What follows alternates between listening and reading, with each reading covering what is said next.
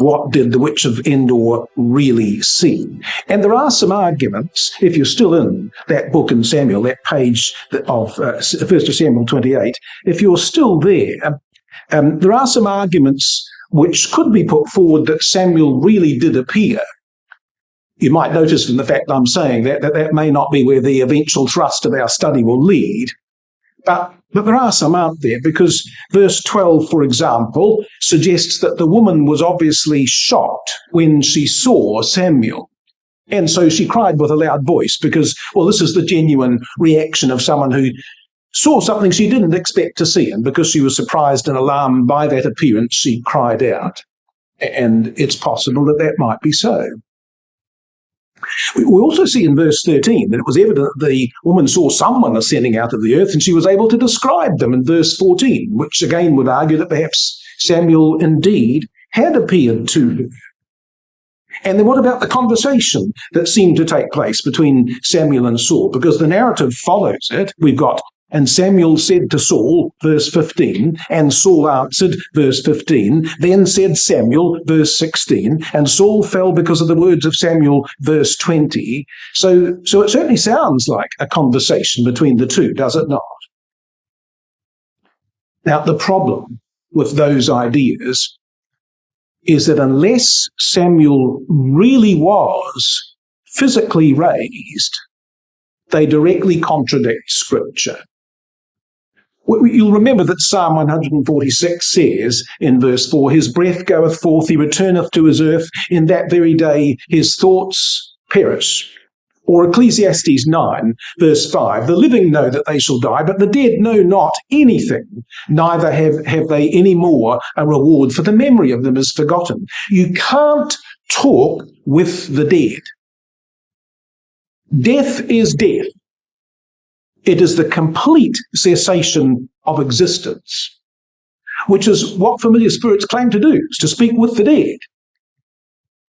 So we're really only left with two options, are we not, brothers and sisters? Either God worked a miracle and did raise Samuel, or the woman worked her witchcraft and deceived Saul into thinking that Samuel was really there.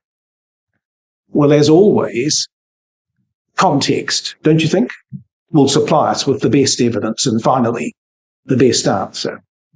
Now, in this passage, we're going to come face to face with one who's described as the mistress of the Owb, O-W-B, which is the word used in the Hebrew for familiar spirits. So what did the Scripture teach about familiar spirits? Because there's a background here that will help us to place, as it were, the Witch of Endor in her proper setting. That word, familiar spirits, Owb, is translated 16 times that way in the Old Testament. But on one occasion, strangely, it's translated in a very different way, because in Job 32, verse 19, which we shan't turn up, it's translated as bottles. As a bottle ready to burst, says Job. And it's the word Owb, the same word used for familiar spirits. But I suggest that that passage in Job illustrates the proper meaning of the word. Because you see, the medium claimed to be the bottle or the vessel for the person that they were representing. Because they focused on communicating with the dead to bring up a person. They didn't claim, by the way, to bring up the body, but to bring up the spirit of the person, who then communicated through them, and they were the bottle, they were the instrument through which that person would be able to communicate, and thus they could speak with and through the dead. So when they spoke, it was supposed to be the spirit of the person speaking through them from the grave. Of course, it was all a sham. Now, there are two key things that familiar spirits use to ply their trade. If you come to the 1 of Kings chapter 20, we've got the first of those, because this is what mediums, familiar spirits were very skilled at doing. The first is the skill of inference and auto-suggestion. They were skilled at saying things that could apply, that could be true, And yet they were sufficiently vague as to be able to explain them away also, if necessary, if it didn't quite work out. And they were very good at reading the minds of their subjects and echoing their own thoughts back to them. That was a skill that they practiced in order to do what they did. Now, do you notice here in the 1st of Kings 20, it says this. This is in the context of Ben-Hadad and his dealings here with the king of Israel. It says in verse 32 of 1st of Kings 20, so it says they girded sackcloth on their loins, they put ropes on their heads, and they came to the king of Israel and said, Thy servant Ben-Hadad saith, I pray thee, let me live. And he said, the king of Israel said, Is he yet alive? He is my brother. Now read these words carefully, verse 33. Now the men did diligently observe whether anything would come from him, and did hastily catch it. And they said, Oh yes, thy brother Ben-Hadad. Then he said, Go ye, bring him. Then Ben-Hadad came forth to him, and he caused him to come up into his chariot. So is he yet alive? He's my brother. So the king of Israel gave himself away. He's my brother, he said.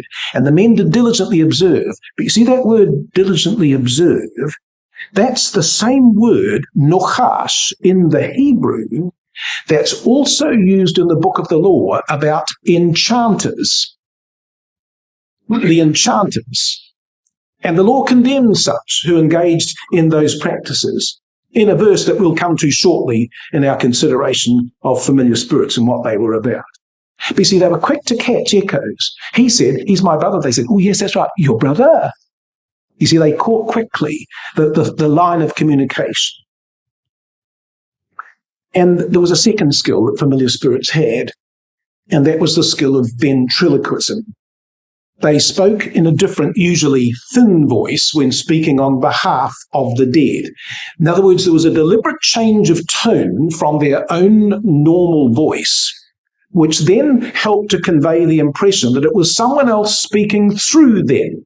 And if you were a good ventriloquist, and these were, they could do something else. They could not only sound like somebody else, but they could throw their voice forward so that it appeared that the voice, the sound, the speech, came right up out of the dust of the ground itself, bubbled up out of the ground, convincing people that it really had come, as it were, from the grave. Now, come and have a look at the book of Isaiah, chapter 29, because we've got a reference to that skill of ventriloquism in this place, and in the very context of familiar spirits, which is why we know that this is what they did. In Isaiah 29, the record says this, and reading from verse 4, it says, And thou shalt be brought down, and shall speak out of the ground. And thy speech shall be low out of the dust, and thy voice shall be as of one that hath a familiar spirit out of the ground. And thy speech shall whisper out of the dust. Did you notice how many times the word out occurs in that verse? Out of the ground, out of the dust, out of the ground, out of the dust. That's what they did. That's exactly how the familiar spirit practiced their trade. They made it sound as if the voice had come straight up out of the earth to give the appearance that the person had been brought up from the dead for this conversation. And you notice also the margin at the end of that verse when it says, Thy speech shall whisper, the margin says, peep or chirp. And so actually in the Hebrew it's the word safar. It's a little onomatopoeic word. It's a peeping or a chirping sound, supposed to sound like the dead person. So these were the proceedings of those who had the spirit of Og. They knew how to auto-suggest back to people their own thoughts because they caught them. And they knew the skill of ventriloquism to make it appear that a voice was speaking out of the very ground itself. But it was just a charade. It was a complete deception, and of course, for no other purpose than for gain. The idea of making contact with the dead was absolutely and directly opposed to God's teaching. It was Hezekiah that would say in the book of Isaiah, chapter 38, verses 18 and 19, For the grave cannot praise thee, death cannot celebrate thee, They that go down into the pit cannot hope for thy truth. The living, he shall praise thee as I do this day. The father to the children shall make known thy truth. You see, the truth was never to be found by consulting with the dead. The dead have nothing to say. The truth was to be found by fathers faithfully passing on divine counsel to the next generation, that they might seek Yahweh with all their heart.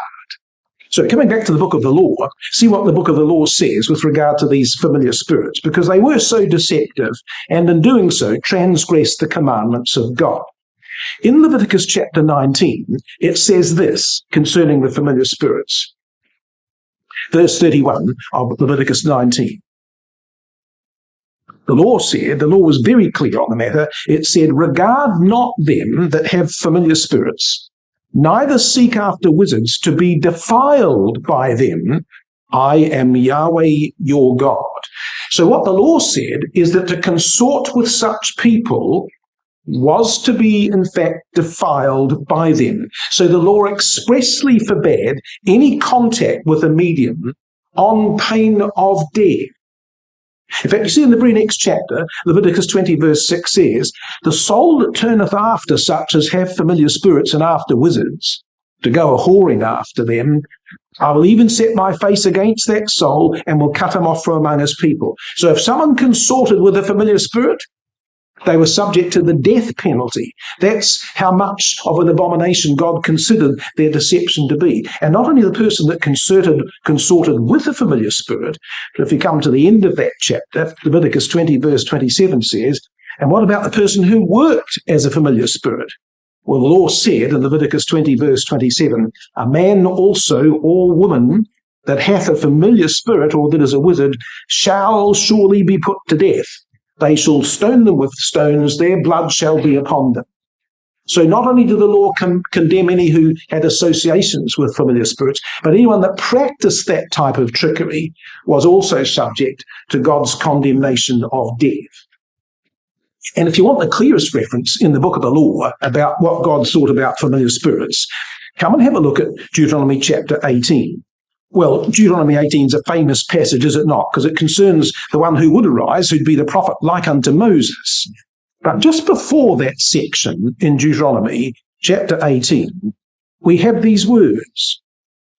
Reading from perhaps the 9th verse, Deuteronomy 18. When thou art come into the land which Yahweh thy God giveth thee, thou shalt not learn to do after the abomination of those nations.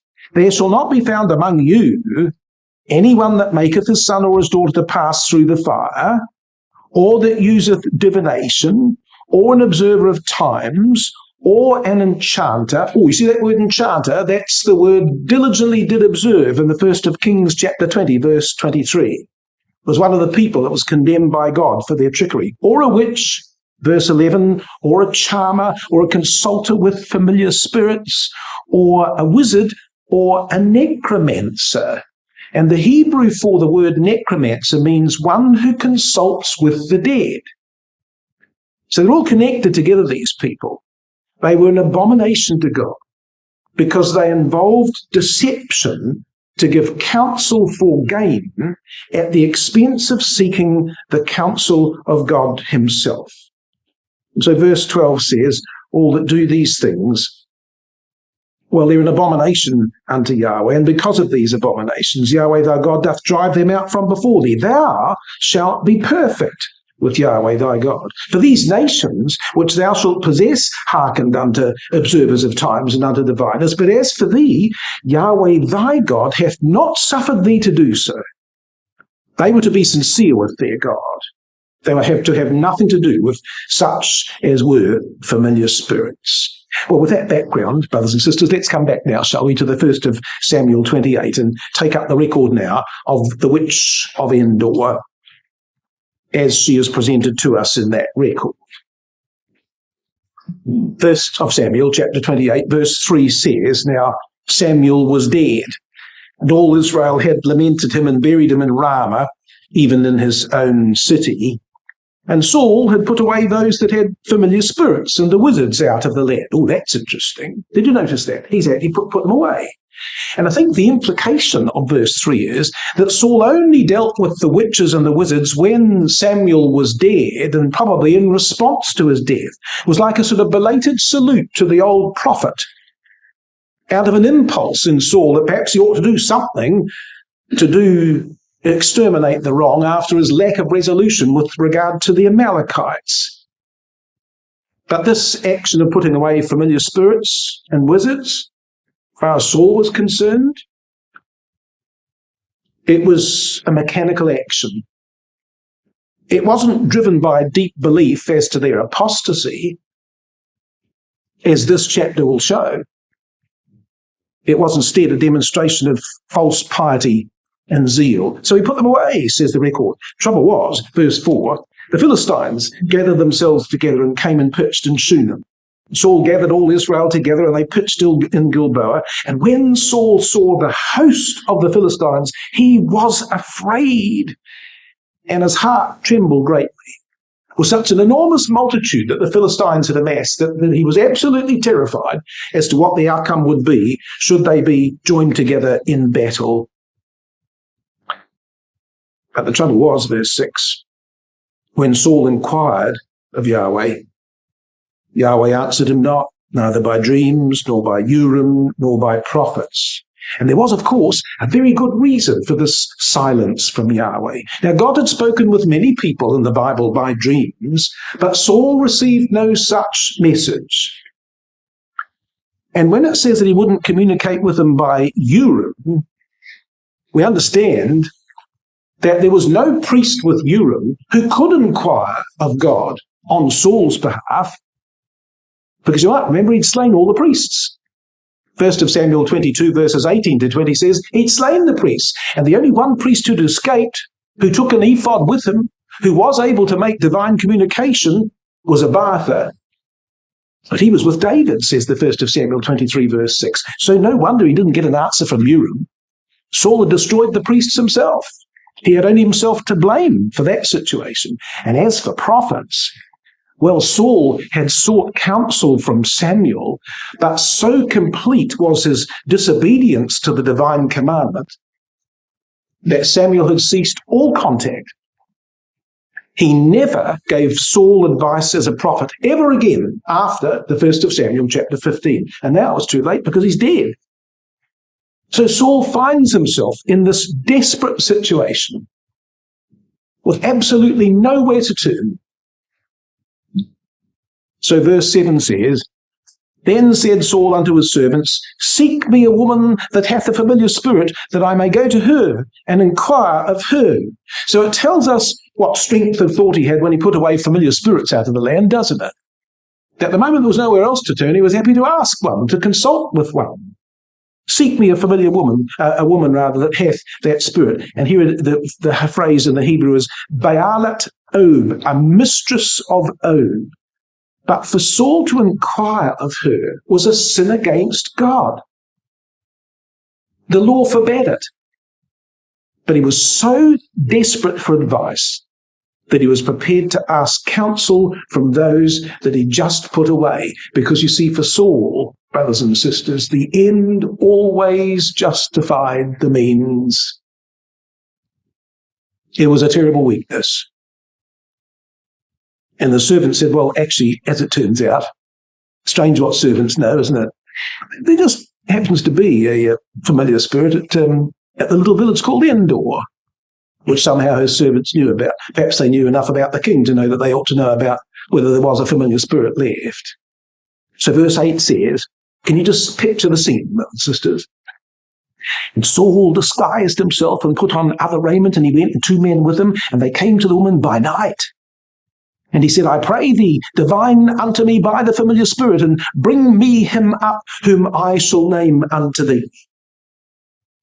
Now, it might have been night, and he might have been disguised, but I can promise you that the witch wasn't deceived. You see, her stock in trade was based upon being able to read people and build a sensory rapport with them. And there was one thing, as it turned out, that Saul could not disguise. First of Samuel chapter 9 verse 2 says, from his shoulders and upwards he was higher than any of the people. He was a great lumbering hulk of a man.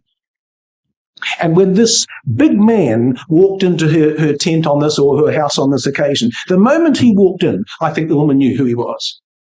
So do you know what she did? Well, she did what she would always do. She set a trap, just to make sure, to cover herself, because she was living in dangerous times, was she not? Practicing as a familiar spirit. So she set a trap for him so that he might reveal himself unconsciously. So she says, verse 9, the woman said unto him, behold, thou knowest what Saul hath done, how he hath cut off those that have familiar spirits and wizards out of the land. Wherefore then layest thou a snare for my life to cause me to die? How dare you suggest that I would be such a person? Did you not know that the kings put all these away? And you see, by doing this, she placed the onus of responsibility back on her visitor, but he needed to declare himself. And driven by the fear and anxiety which had brought him to her house in the first place, he was immediately at pains to reassure her. But in his haste to do so, he gave himself away and walked straight into her trap. Because verse 10 says, and Saul sware to her by Yahweh, saying, as Yahweh liveth, there shall no punishment happen to thee for this thing. Now, there was only one person who could possibly offer her an amnesty, and that was the king. So now she knew for certain that her mysterious visitor was Saul, the king. His commitment had just revealed his identity. Don't worry, you shan't be punished. Only the king could have declared that. And if she needed any confirmation that it was Saul, it came in the very next verse, because she then said, verse 11, she said, well, whom shall I bring up unto thee? And he said, bring me up Samuel. You see, this is a woman who makes a living by being aware of people and events and situations. And all Israel knew that their army was poised on the eve of a battle against the Philistines that very night. And now, out of the blue, in the dead of night, a very tall man with dark glasses and a fake moustache walks into her place, promises her amnesty, and asks her to bring up Samuel. This was the king. She knew exactly who it was. She wasn't deceived for a moment. Verse 12 says, and when the woman saw Samuel, she cried with a loud voice, and the woman spake to Saul, saying, why hast thou deceived me, for thou art Saul? Oh, this was very clever. You see, the first thing she did, she cried out as if she'd really seen something. And she aroused his vital interest. And then she said, you've deceived me, you're Saul. But what she did was she emotionally moved him towards first guaranteeing her safety before she would reveal what she'd seen, which of course he's now desperate to know about. So it looked like she'd seen something. She gave a gasp, she gave a cry. And so now he's committed. So verse 13 says, the king said unto her, don't be afraid, be not afraid. What seest thou? And the woman said, I saw gods ascending out of the earth. Now that's interesting, because that's the word Elohim. Now that term Elohim, we suggest, relates to a supposed person that the woman saw arising. And that's clearly what Saul inferred, because he asks in the next verse, what form is he, singular, of? But you might remember that the word Elohim in the Old Testament and in the book of the law is actually applied to mortal judges.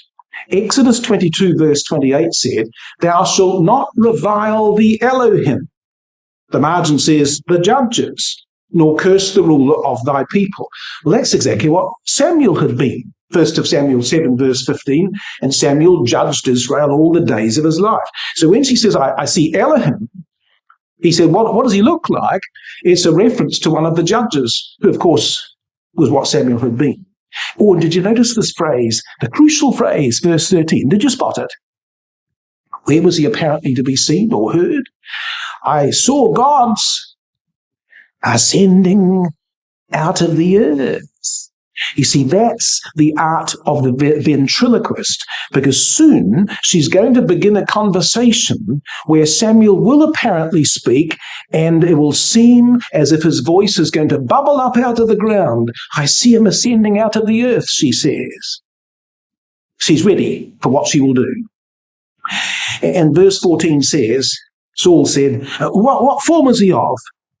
And she said, an old man cometh up, and he's covered with a mantle. Well. Surprise, surprise. You see, neither of those descriptors needed any skill at all. Samuel was already dead, and everyone knew that he was an old man when he died. So to say an old man cometh up was pretty convincing as to that it might be Samuel. And his mantle was famous from childhood as the symbol of his priestly office. But what she did, you see, was she mentioned the one thing that would emotionally connect Saul with Samuel. Because the last time these two had met, 1 Samuel 15, verses 27 and 28, you'll remember, Saul inadvertently ripped Samuel's mantle. And he would never forget the judgment that Saul pronounced against him on that day. Why? All Israel knew the story of that encounter when Saul had made a desperate lunge to stop the old prophet from turning away, and he ripped his mantle, and Samuel had turned around and condemned the king because of his lack of faith and lack of obedience. And she says, an old man cometh up, and he's covered with a mantle. But did you notice the crucial thing? Verse 14. Saul couldn't see anything. Did you notice? Saul can't see a thing. Verse 13. What sawest thou? Verse 14. What form is he of? You see, only the woman saw the supposedly dead person. How very, very convenient. You see, it was a sham, foisted on the gullible and the credulous who were desperate to know their future. And she deceived Saul with the simplest of tricks to make him really believe that she was talking with Samuel. And so verse 15 says, actually before we get to verse 15, that last phrase in verse 14, and Saul perceived that it was Samuel and stooped with his face to the ground and bowed himself. Well, he perceived all right, but it was all in his own mind. But what do you think the witch knew the moment she saw Saul bowing in prostration? The moment he bowed, she knew that she had convinced him that Samuel was really there. He couldn't see Samuel, but he now believed that she could. So he bows before what appears to be the case. She got him right where she wanted him to be. She knew that he now believed that she was in communication with Samuel. And as a result, whatever she now said, he would accept as a message from Samuel. She's got him completely emotionally committed to this that's going to follow. So now she's ready to start. Now she's ready to start her work of ventriloquism. So verse 15 says, and Samuel said to Saul, why hast thou disquieted me to bring me up? The New King James Version says, why have you disturbed me? And this was the voice of the woman, thin and feeble like a peeping bird, as Isaiah 29 says. But to anyone who wanted to believe, it sounded just like the voice of what you might expect a dead man to sound like. She knew how to do that. And Saul answered, he said, now watch what happens carefully, brothers and sisters. Saul answered and said, I'm sore distressed, for the Philistines make war against me, and God has departed from me, and answereth me no more, neither by prophets nor by dreams. Therefore I've called thee, that thou mayest make known unto me what I shall do. Did you notice that Saul didn't mention God's departed from me, he answers me no more, neither by prophets nor by dreams, but he didn't mention, did you notice, by Urim? He couldn't mention that, could he? Because he knew full well that he'd been responsible for the slaughter of the priests. But the tragedy was that Saul had never learned to pray in person to his God, and then learn to wait upon him. Now, notice carefully how the woman replies, verse 16.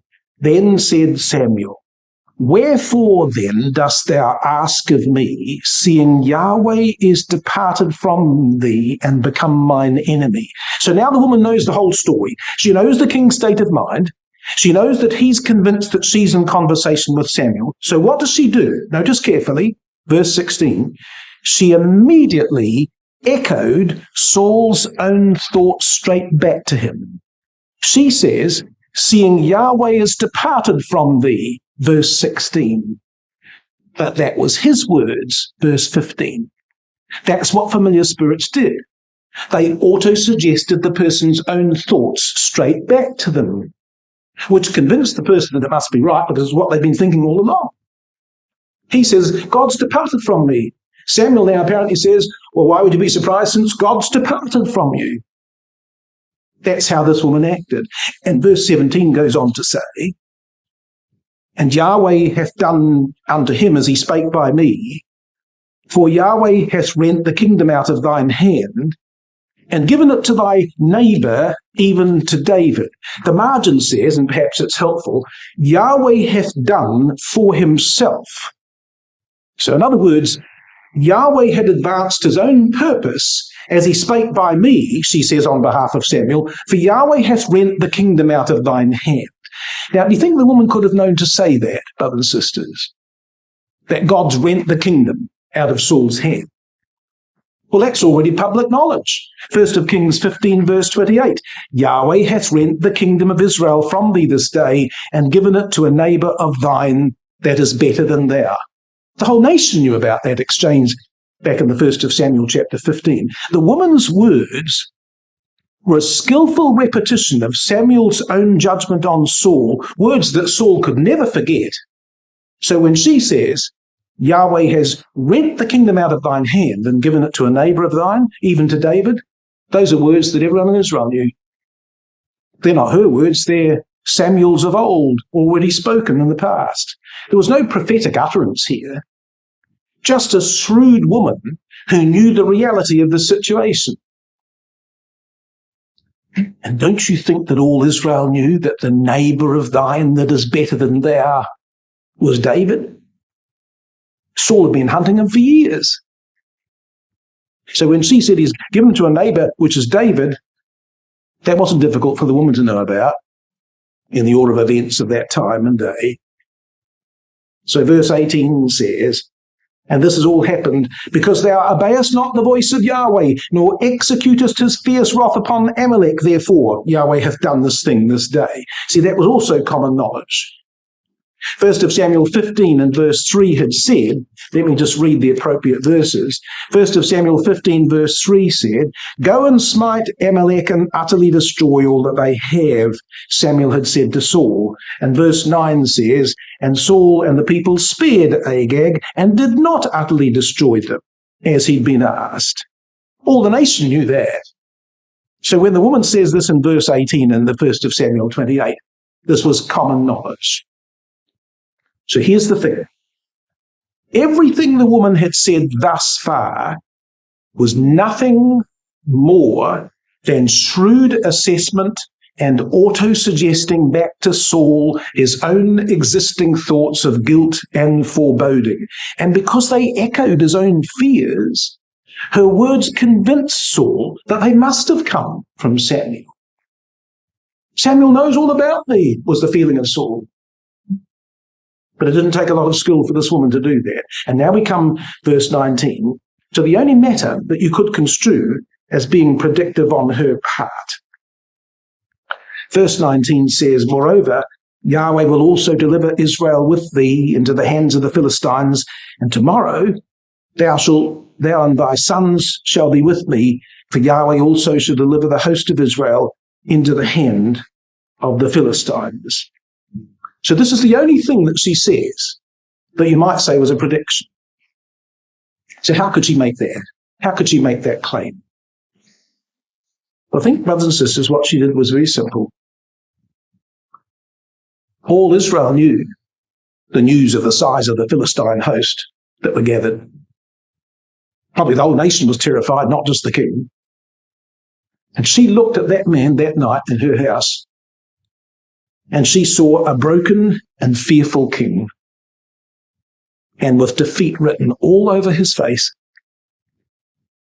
And because of what she'd said in the interchange with him, she knew that he would be defeated on the morrow. It was crystal clear just looking at the man. She simply prophesied what the obvious outcome was going to be, and that if the king fell, there'd be no chance that the sons would be spared, the royal sons, who would be clustered around the king as part of his protection. They'd all go. And she had summed him up correctly, had she not, because verse 20 goes on to say, "Then Saul fell straightway all along on the earth, and was sore afraid because of the words of Samuel, and there was no strength in him, for he'd eaten no bread all day nor all night." So here's the interesting thing, you see. Her words would turn into a self-fulfilling prophecy as Saul accepted the message and now believed that his death was inevitable. He'd always lacked faith. Now he became the victim of his own credulity. He heard the woman's prophecy of doom and totally believed in its falsehood, as if it was an answer from Samuel himself. Now ask yourself this question, brothers and sisters. Which scenario do you think was the more likely? That God actually gave this woman, a fraudster and a cheat, a real vision of a resurrected Samuel, and a real communication from him to pass on to Saul? Why would God grant answer to Saul through a person who in his own word was condemned as an abomination in his sight? Or was it rather that Saul resorted to a practice outlawed in Scripture because of its untruthful deception, and that his exchange with the woman became the agent for his own demise? He became a terrible illustration of man's capacity for self-deception because he heard what he sought to hear. He was convinced by a charlatan, and he went to his death based on a pretended conversation with a dead man that never occurred at all. What poetic justice would there be in that? Don't you think? Had it never occurred to Saul that Samuel was buried in Ramah? Told that back at the start of the chapter. And yet, amazingly, this witch has been able to bring up his voice out of the ground at Endor, 50 miles to the north. It was all nonsense. But he believed it. And now come to the evidence of the First of Chronicles, chapter 10. Because there is a divine commentary on this episode that I think helps to confirm our understanding that this is the proper interpretation. In the First of Chronicles, chapter 10, we read these words right at the end, verses 13 and 14, the conclusion of that chapter. "So Saul died for his transgression which he committed against Yahweh, even against the word of Yahweh, which he kept not, and also for asking counsel of one that had a familiar spirit to inquire of it, and inquired not of Yahweh. Therefore he slew him, and turned the kingdom unto David the son of Jesse." So here's the summary, which is the proof that his entire action in consulting with the Witch of Endor was a grievous sin before God. And God used Saul's own disobedience as the basis for his own destruction. Saul sent himself to an inevitable end, and it culminated in assisted suicide. But the divine record says that Yahweh slew him. And what did the Witch of Endor really see? She saw absolutely nothing, because there was nobody there. Well, that brings us to the splendid advice of the prophet, who gives us the very best lesson, I think, about the strange episode of Saul's encounter with the Witch of Endor. It's in the book of Isaiah, And you'll know where it is. It's Isaiah chapter 8 at the end of the chapter. But what appropriate words to bring our thoughts to a conclusion in terms of this strange episode in the life of Saul. In Isaiah and chapter 8 and verse 19, it says, "And when they shall say unto you, seek unto them that have familiar spirits, and unto wizards that peep and mutter, should not a people seek unto their God, for the living unto the dead?" Now, you see that word peep there? That's the same word about the chirping sound found in Isaiah 29, verse 4. Familiar spirits were ventriloquists. That's what they did with their voices. They made that chirping sound in pretending to bring up the dead. So the warning of the prophet here was about those who did just that. When they say seek unto familiar spirits that peep and mutter, he says, you're setting aside the place that God's counsel should have in your lives. Should not a people seek to its God?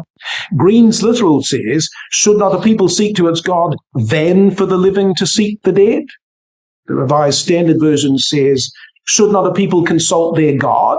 Should they consult the dead on behalf of the living? And of course the answer would be to that, absolutely not. Not under any circumstances. Because to pretend to speak with the dead was to deny the fundamental doctrine on which the work of the atonement is based.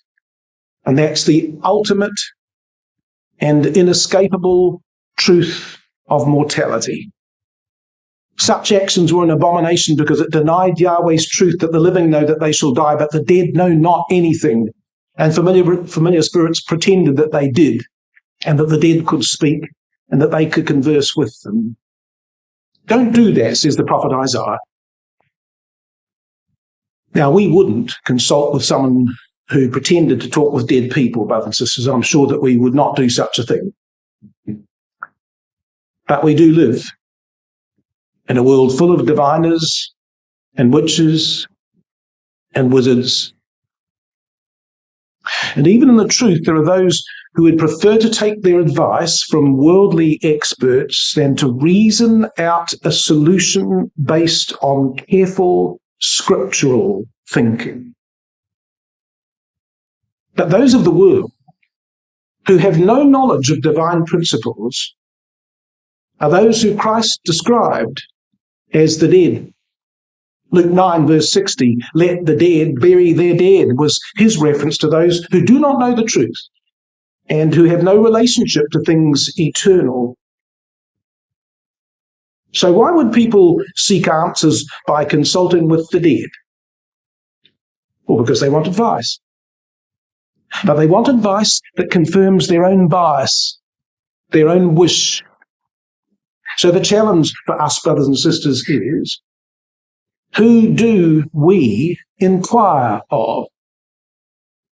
Who do we seek counsel from? Well, Isaiah's answer is that we should seek it from our God. And how do we do that? Verse 20.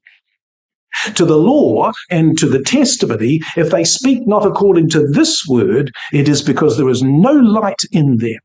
So here's the explanation of how a people should seek unto their God, verse 19, by coming to the law and the testimony, verse 20. The only place where we can find God's mind on any matter is in his word. The only source of sound advice, the only place of clear instruction comes from the counsels of the word. Only the word can be relied upon for objective truth. And the scripture is the final arbiter of that truth. Do you know, brothers and sisters, it's my firm belief, and I'm sure you share it, that there is no problem in life that does not have an answer in the Word of God. We've got to find it there.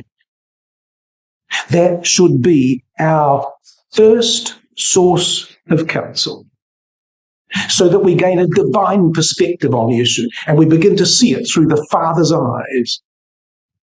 But those who do not seek Yahweh's counsel through his written word, of them the prophet says in this verse, that if they speak not according to this word, he says, it is because there is no light in them. The margin says, no morning. Another translation says they have no light of dawn. And yet another one, they shall have no morning light. So their destiny is the darkness of death, in keeping with their determination to consult with the dead. And their end is the inevitable result of refusing to seek the light of the word. Because when we refuse to seek that light, what this verse says is that the dawn of the kingdom age will never cast its beams upon them. In a world that's given over to the wisdom of the dead and to the expertise of latter-day familiar spirits, let's turn instead to this book, which alone can sanctify us unto salvation.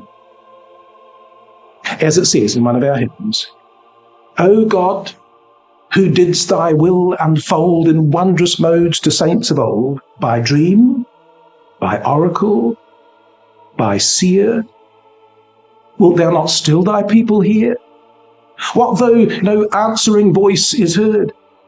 Thine oracles, the written word, counsel and guidance still impart, enlightening to the upright heart.